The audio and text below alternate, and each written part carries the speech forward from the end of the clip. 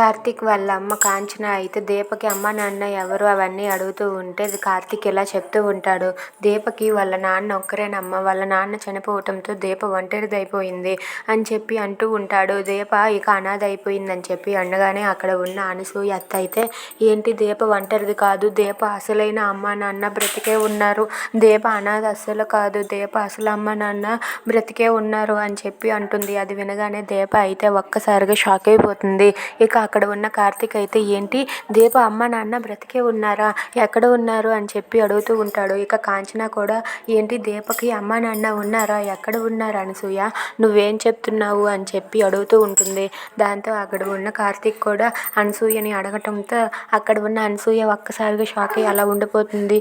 నేను దీప అమ్మ నాన్న చనిపోయారు అనేసరికి ఆ బాధలో ఏదో చెప్పేశాను, దీప అసలైన అమ్మ నాన్న ఎక్కడ ఉన్నారో ఏంటో, నా తమ్ముడైతే మాత్రం అసలైన నాన్న కాదు అని చెప్పి మనసులో అనుకుంటుంది. ఇంతలో దీప అయితే వాళ్ళ అత్త దగ్గరికి వెళ్ళి అత్త చెప్పత్త, ఏంటి నా అసలైన అమ్మ నాన్న వేరే ఉన్నారా, ఎవరత్త చెప్పత్త అని చెప్పి దీప వాళ్ళ అత్తని అడుగుతూ ఉంటుంది. దాంతో అనసూయ ఏం సమాధానం చెప్పాలో తెలియక మౌనంగా ఉండిపోతుంది.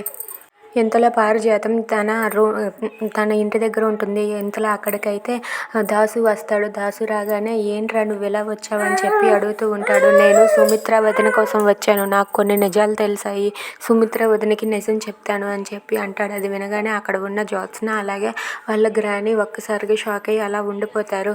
ఇక దాసు సుమిత్ర వదిన వాళ్ళకి నిజం చెప్తే పారిజాతం పరిస్థితి ఏంటి, జ్యోత్స్న పరిస్థితి ఏంటి అని తనైతే ఆలోచించుకుంటూ ఉంటుంది. Thanks for watching friends, please subscribe.